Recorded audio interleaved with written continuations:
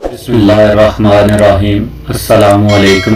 भाई चैनल को सब्सक्राइब भी कर दिया करें, लाइक और शेयर भी कर दिया करें, कमेंट्स भी कर दिया करें, बेल आइकन को दबा लें जिससे हमारी आने वाली कहानियाँ आपको मिलती रहें। राजा ने डेरियाँ देखते हुए इनमें चंद जवाहरात को रद्द-बदल किया क्योंकि इसे जवाहरात की पहचान थी। इसके बाद राजा सोफे से टेक लगाकर नीम दराज हो गया और रानी को मुखातब करके बोला, एक डेरी तुम्हारे लिए और एक सोनिया के लिए है। इनमें से अपनी पसंद की 2 डेरियां उठा लो, बाकी की 2 डेरियां मेरे और मेरे लड़के के लिए हैं। फिर मुझसे मुखातब होकर बोला, तुमने दोस्ती का हक अदा कर दिया है, बाकी की दोनों डेरियों में से जितने चाहे जवाहरात ले लो, फिर भी मैं तुम्हारे एहसान का बदला नहीं उतार सकता हूँ। एक और आखिरी एहसान मुझ पर करो। सोनिया मुसलमान की बेटी है, इसे मुसलमान करके किसी माकूल और शरीफ घराने में इस परवरिश और क़याम का इंतज़ाम करो। मैंने कहा, रानी साहिबा भी यही चाहती हैं और वो खुद भी कराची में रहकर सोनिया की परवरिश करना चाहती हैं। यही सबसे मुनासिब रहेगा। मैंने वजारत से इस्तीफ़ा दे दिया था। भुट्टो साहब ने मुझे जनूबी अमेरिका में सफ़ीर मुकर्रर करने का वादा किया है और मैं सिर्फ तुम्हारी वापसी के इंतज़ार में था। जो हालात बीत चुके हैं, इनमें रानी का मेरे साथ रहना नामुमकिन है, इसलिए तुम इनकी कराची में रैश का इंतज़ाम करो और सोनिया भी इनके साथ ही रहे, लेकिन इसे मुसलमान ज़रूर करना। रानी की आंखों से भी आंसू बह रहे थे। इसने खामोशी से 2 डेरियां उठा लीं। रानी के छुपाए हुए जवाहरात से ये तकरीबन दुगने से भी ज्यादा मालियत की थी। रानी के जवाहरात मैंने बाथरूम से एक बड़ा तौलिया लेकर और इसमें बांधकर रानी के हवाले किए और खुद जवाहरात सूटकेस में डालकर इसे बंद कर दिया।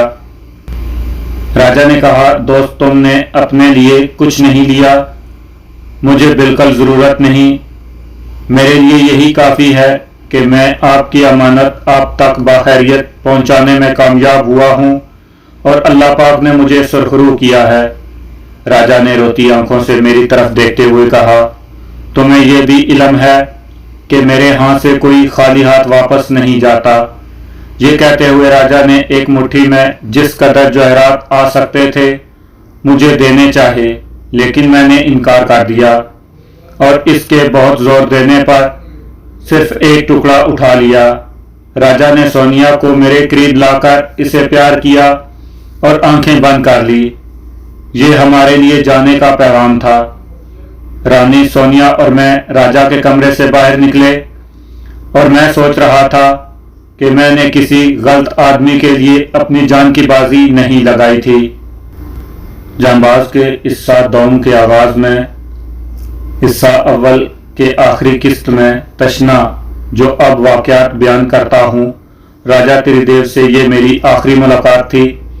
मुझे बहुत बाद में मालूम हुआ कि भुट्टो के दौरे हुकूमत के आखिरी अयाम में इसे जनूबी अमेरिका के किसी मुल्क में सफ़ीर बना दिया गया था।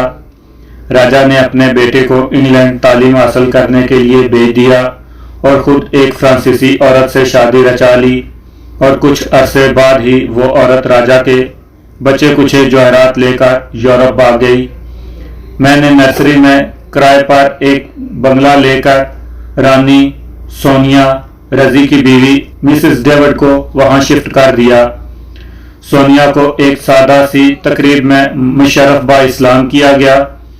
रानी का चंद माह के बाद ही इंतकाल हो गया। इस वक्त मैं अपने साथियों के हमरा बैंकॉक में था। मिसेस डेविड ने फ़ोन पर मुझे इसके इंतकाल की खबर सुनाई। सोनिया को मैंने कराची के एक स्कूल में दाखिल करवा दिया था।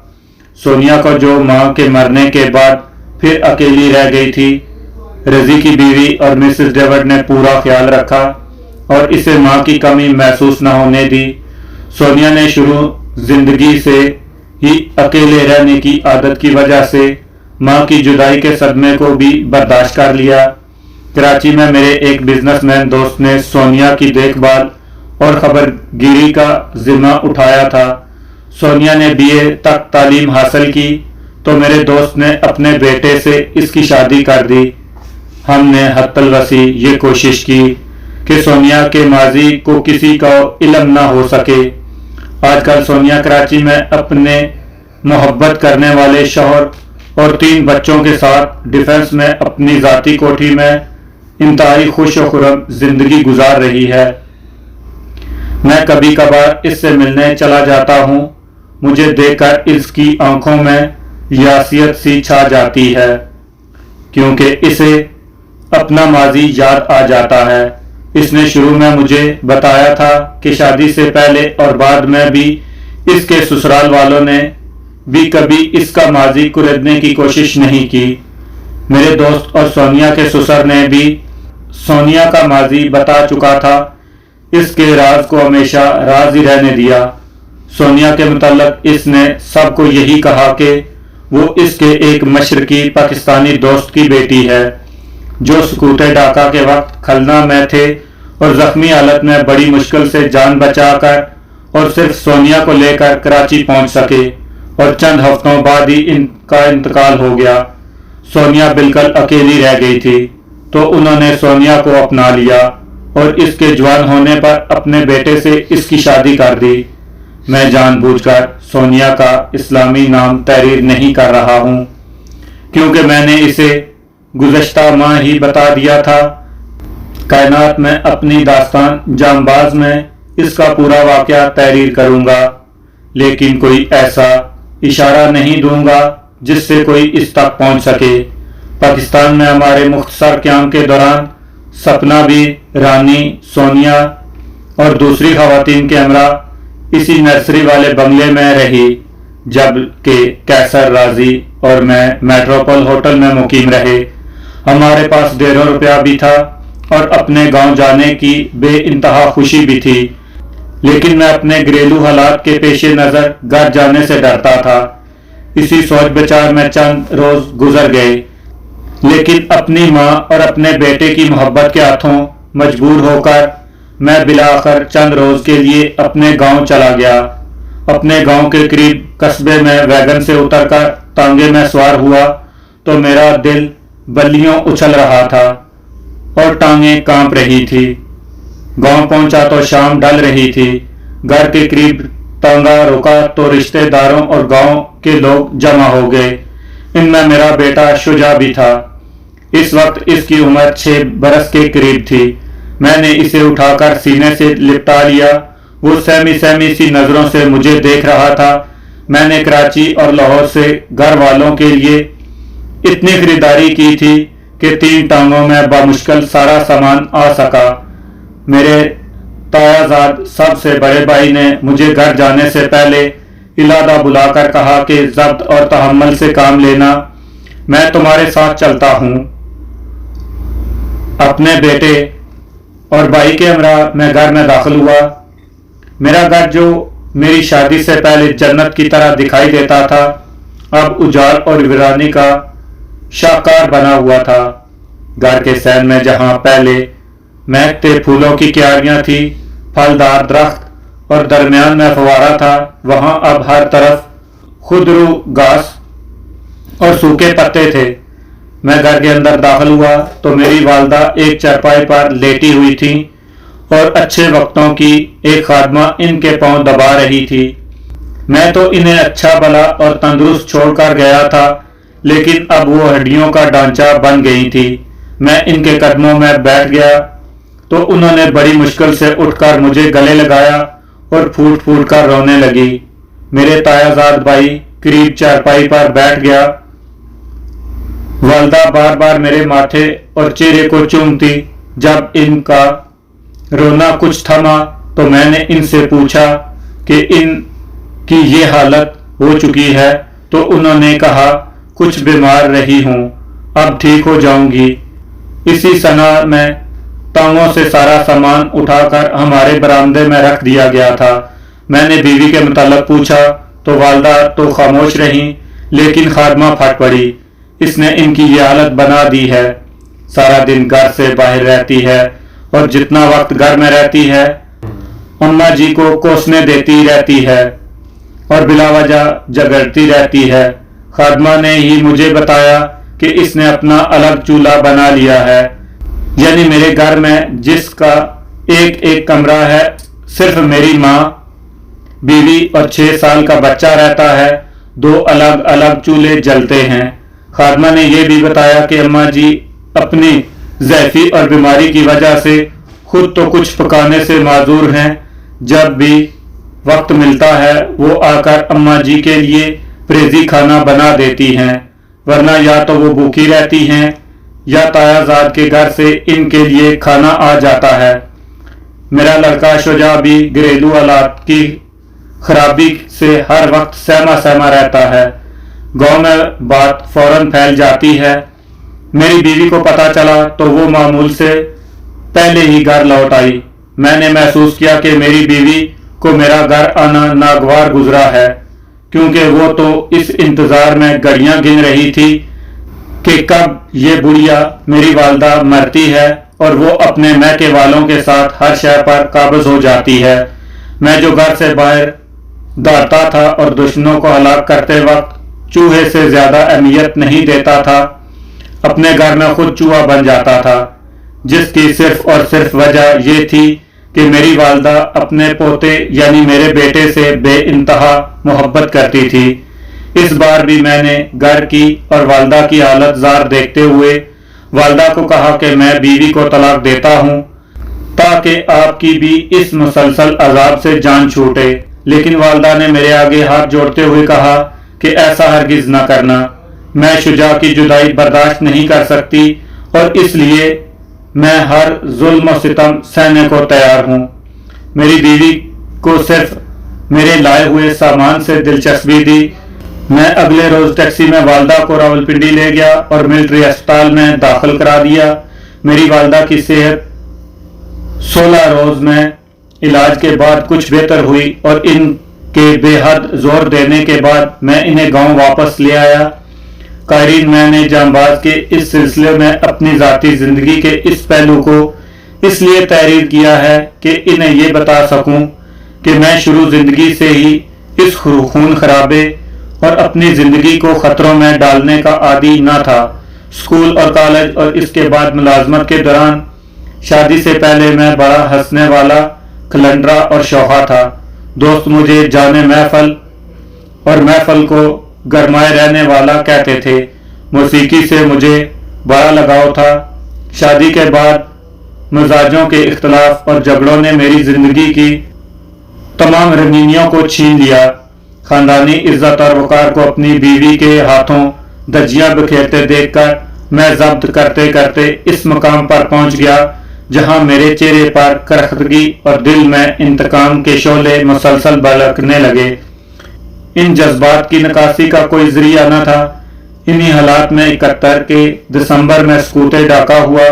मैं अपने घर में अपने और अपने खानदान की दुश्मन बीवी के खिलाफ तो वालदा की मिन्नत समाजत की वजह से कुछ न कर सकता था, लेकिन मुल्क व मिल्लत के दुश्मन भारत के हाथों तजलील को बर्दाश्त न कर सका, क्योंकि इस तजलील का बदला लेने से मुझे रोकने वाला कोई न था। मैं जो घरेलू हालात की संगीनी को जब्त करते करते दम पख्त हो चुका था और मेरी नफरत के लावे को निकलने का कोई रास्ता न मिलता था, इसे निकालने के लिए भारत में बदला लेने का मौका मिल गया। हर दुश्मन को हलाक करते वक्त मेरे जहन के किसी गोशे में अपनी साबका बीवी का तस्वर जरूर उभरता था, जिसने मेरी जन्नत जैसे घर को जहन्नम बना दिया था। कारीने ग्रामी, मेरा घर किसी आने वाली दुल्हन के लिए हमारे माशरे के मुताबिक एक मिसाली घर समझा जाता था। न ससुर, न देवर, न कोई नंद या जेठानी और देवरानी कोई न था, सिर्फ शौहर और इसकी ज़ईफ वालदा। और वालदा भी कोई जाहिल या अनपढ़ नहीं, बल्कि अपने वक्तों की मैट्रिक, जिन्हें अरबी, फारसी और अंग्रेजी पर यकसां दस्तरस थी। अगर मेरी बीवी चाहती तो मेरे घर को मिसाली घर बना सकती थी, लेकिन इसकी तो सिर्फ एक ही ख्वाहिश थी कि ये बुढ़िया मेरी वालदा जल्द अज जल्द मरे और वो अपनी माँ, भाइयों और बहनों को मेरे घर में ला बसाए, क्योंकि मेरी शादी के वक्त इसकी माँ दारुल अमान में, दोनों भाई रावलपिंडी ट्रंक बाजार के यतीम खाने में और 3 बहनें استانیوں کے گھروں میں رہتی تھیں۔ میری والدہ نے خدا ترسی کرتے ہوئے اس عورت سے میری شادی کی اور اپنی خاندان میں ناک رکھنے کے لیے ڈھیر سا زیور، کپڑے اور دیگر سامان شادی سے پہلے ہی خرید کر اسے دلہن کے جہیز کے طور پر گھر لائی تھی۔ اس مصیبت سے شرعی طور پر 17 فروری 84 کو یمبو سعودی عرب میں اور قانونی طور پر 30 دسمبر 79 کو طلاق دے کر جان چھوٹی۔ جان باز تحریر کرتے وقت ماضی کا ایک ایک واقعہ ایک فلم کی طرح میرے ذہن کے پردے پر دکھائی دیتا تھا۔ جیسے اور واقعات تحریر کر کے قارئین کو میں نے اپنے ہر اچھے برے کام سے آگاہ کیا ہے اور کروں گا، ویسے ہی اپنی ذاتی زندگی کے اس گوشے سے بھی پردہ اٹھا دیا ہے، کیونکہ آخرکار میں بھی انسان ہوں اور اپنی زندگی کی اس تلخی حصے کو آخر کب تک دل میں چھپائے رکھتا۔ والدہ کی بیماری اور MH میں ان کے داخلے کے دوران میں 18-19 روز راولپنڈی میں رہا۔ دوسرے روز ہی میں نے اپنے سابقہ محکمے کے دفتر میں گیا اور سینئر متعلقہ افسران کو گوکھلے کی ڈائری دی، جس میں ان پاکستانی سیاستدانوں، کاروباری افراد اور سرکاری افسران کے نام، پتے اور کوڈ نمبروں کے علاوہ وہ رقوم درج تھیں جو گوکھلے کے پاکستانی روابط کے ذریعے ان غرداروں تک پہنچتی تھیں، جنہوں نے بظاہر تو حب الوطنی اور قوم پرستی کا لبادہ اوڑھ رکھا تھا، لیکن اندرونی طور پر بھارت کے مفاد میں کام کرتے ہوئے پاکستان کی جڑیں کاٹنے اور بنیادوں کو کھوکھلا کرنے میں مشغول تھے۔ پاکستان کے خلاف یہ کام انتہائی منظم طریقے سے ہو رہا تھا اور اس سے چوٹی سے لے کر نیچے تک کے سیاستدان اور نوکرشاہی کے افراد شامل تھے۔ ڈائری میں ان کے نام اور کرتوت دیکھ کر میرے محکمے کے افسران دانتوں میں انگلیاں دبا کر بیٹھ گئے۔ انہیں سمجھ میں نہیں آتا تھا کہ غردارے وطن کی گرفت کہاں سے شروع کریں۔ اس دور میں حکمرانوں نے پاکستانی فوج کی اتنی تذلیل کر دی تھی کہ وہ اپنی بارکوں میں دبکی بیٹھے تھے۔ مسلح گنڈوں کا گروہ والے ہر طرف دندناتے پھرتے تھے۔ وہ حکمرانوں کو خوش کرنے کے لیے سیاسی مخالفین کو پکڑ کر لے جاتے اور پھر ان کا کچھ پتہ نہ چلتا۔ اس بھیانک خواب جیسی حکومت کے خاتمے کے بعد FSF کے پکڑے ہوئے بعض افراد تو دلائی کیمپ، مظفر آباد، آزاد کشمیر کے قریب، اٹک کے قلعے اور شاہی قلعے لاہور کے زیر زمین عقوبت خانوں سے ملے اور بہت سو کا تھا کچھ پتہ نہ چلا کہ انہیں زمین نگل گئی یا آسمان کھا گیا۔ اس وقت میں اپنے سابقہ محکمے کا ملازم نہ تھا۔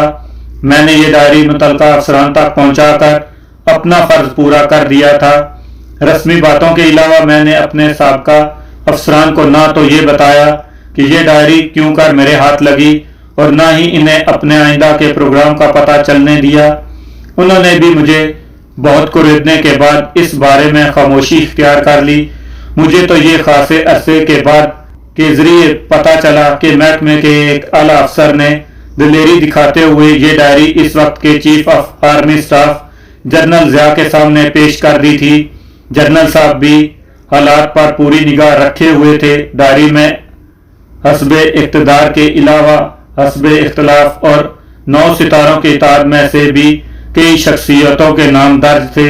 جب ان دونوں نے ملک کے بندر بانٹ کرنے کے لیے آپس میں گٹھ جوڑ کر لیا اور رات کے 12 بجے ملک کے سب پارٹیوں نے متفقہ راضی نامے پر دستخط کر دیے تو ان کے اداروں کو جانتے ہوئے اس رات جنرل ضیاء نے مارشل لا نافذ کر دیا۔ راولپنڈی MH میں بہترین علاج اور مناسب دیکھ بھال کے باعث میری والدہ تیزی سے صحتیابی کی طرف لوٹ رہی تھی۔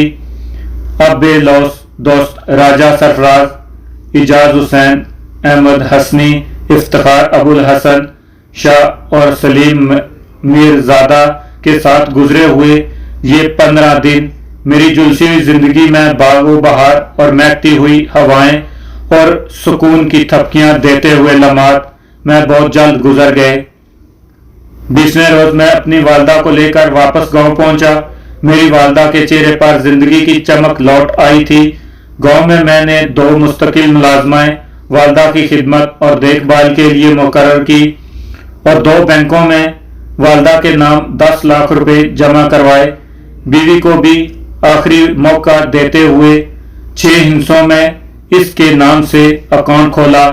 10-12 मजदूरों और मिस्त्रियों के साथ घर की हालत दुरुस्त करवाई और 5 रोज घर में काम करने के बाद रवाना होने लगा। गांव आते वक्त मैं 3 टांगों में सामान भर कर लाया था। जाते वक्त सिर्फ एक छोटा सूटकेस मेरे हमरा था। मैं तो चाहता था कि मजीद चंद रोज घर में ठहरूं, लेकिन मेरी वालिदा ने जोर दे देकर मुझे वापस भेजा, क्योंकि वो जानती थी कि मेरी बदखसलत बीवी मेरी मौजूदगी में कोई ऐसी बात न कर बैठे जिसे मैं बर्दाश्त न कर सकूं और नौबत खून खराबे तक पहुंचे। मुझे गांव से वापस जाने का कहते हुए उन्होंने आंसू भरी आंखों और लरजती आवाज में मुझे कहा,